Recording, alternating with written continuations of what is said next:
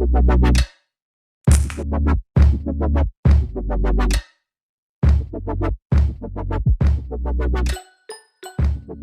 morning, good afternoon, good night. I hope wherever you are and whatever you're doing, you're having a pleasant and a wonderful time. And welcome to The Ugly Truth with Sam Phoenixia. In the previous episode, we thanked you for over 100 subscribers. And that video was posted 12 days ago. And as of today, I can say that we have surpassed 184 subscribers. So thank you so much. It's a huge milestone. We are so close to 200 subscribers. So make sure to like, share, and subscribe to be notified of our new content. And this sharing will get the message out also. The message that we're going to talk about, because previously we mentioned we're going to talk about Iran and the protests. So without any intro, let's get into it. On 16th of September 2022, a young Iranian girl by the name Mahsaamini was arrested and beaten by the morality police. It's a thing. She was arrested and beaten by the morality police, and while she was in custody, she collapsed to the ground. And after that, she went into a 2-day coma. And after that, she passed. And I'm very speechless. Every time I see the events or go through the events in my mind and see the videos, it's really distressing. Let's show you a clip of Mahsaamini collapsing to the ground at the waiting area of the morality police station. Please view this at your own risk. This may be distressing for some viewers. Let's take a look. On the head with a baton. Amini fell into a coma shortly after being arrested and died 3 days later. A very inhumane act of terror. A criminal act. My condolences to the Amini family. I know the Iranian people are fighting and her blood is not going to be in vain. The Islamic government will have to answer to their criminal activities. Now, this has sparked mass protests in Iran. And remember that these protests are not just about compulsory hijab. It's about the status of the country, the economic status of the country. It's about jobs. It's about freedom. It's about democracy. It's about a drought. It's about poverty. It's about the country in total. And it's about the Iranian people wanting the Islamic government, the Islamic Republic, to go away. They want freedom and democracy. They've been protesting peacefully, but the morality police and general police have been violently hitting down and clamping down on the protesters. Now, since the protests took place in Iran, over 300 people have died. Over 300, and over 40 of them, over 40 of them were minors. Some of them were bystanders, some of them were in the protests. And again, I have no words. I just have sadness going through my body, and it's hard to see minors from the ages of 7 to 17 dying on the streets while marching for freedom. That's hard for me. Let's take a look at the victims who have passed away during the protests. This is not going to be risky for you to watch. It's just a general information, so let's take you there. This was Nika Shakarami, a typical shy teenager seen here singing karaoke with friends. She joined the protests and was killed a few days before her 17th birthday.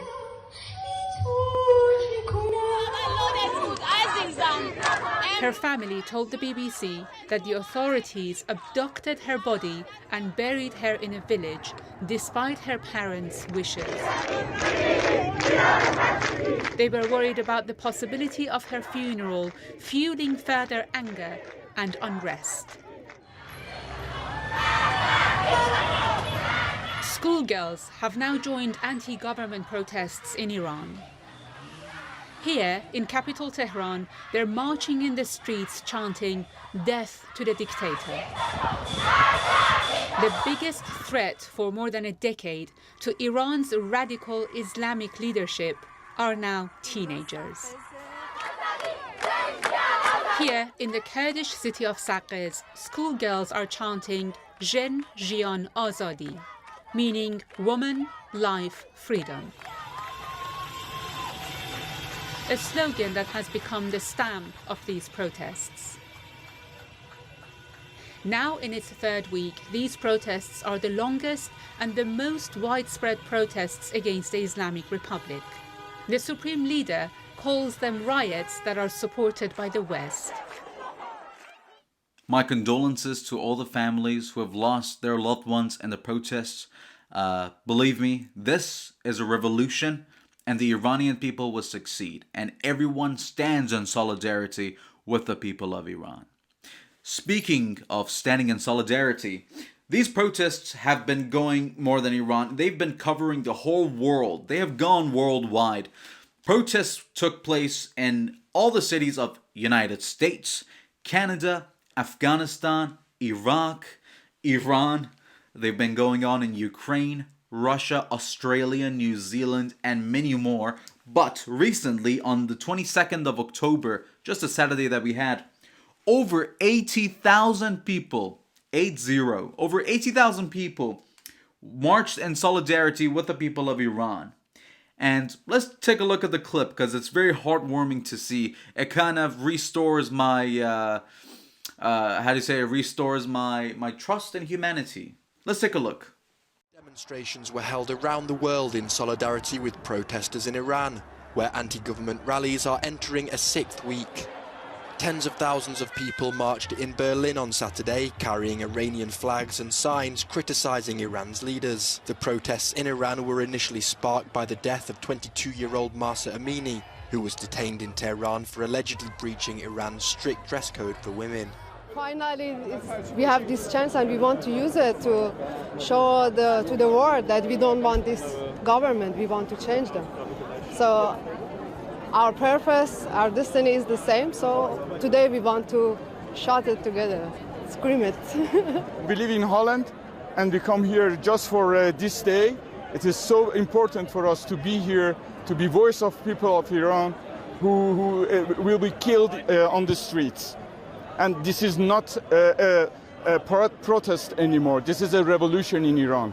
In Japan, crowds which included Iranians rallied for women's rights in Iran. Demonstrators held up portraits of Amini and others who have been killed in the crackdown by security forces. The deaths have fueled the biggest protests seen in the country for years. In Tehran, more anti-government protests took place at several universities. Activists issued the call for fresh demonstrations, but said curbs on internet access made it difficult to gauge the... It's clips like these that make me think that love and kindness and some amount of care is still amongst us humans. Now, with these protests, I just wanted to quickly do this video, something short, just to inform you that this is not just about compulsory hijab, it's about everything. And the way that the government is clamping down on these protesters is inhumane. And unfortunately, the United Nations will not do anything until Iran's government does something that counts as a terrorist attack so they can step in. That's my understanding of it as far as I'm aware. But please, what I want you to do is to use hashtag mahsaamini, to use the hashtag woman, life, freedom, hashtag free Iran. Use these hashtags, and the next time you want to post something, post a 20-second clip of you spreading the awareness. Now, I'm not telling you what to do, but something I recommend. If there is an ounce of love left in you, an ounce of care left in you, an ounce of kindness left in you, please do that for the people of Iran. Iranian people stood in solidarity with George Floyd, with the LGBTQ community.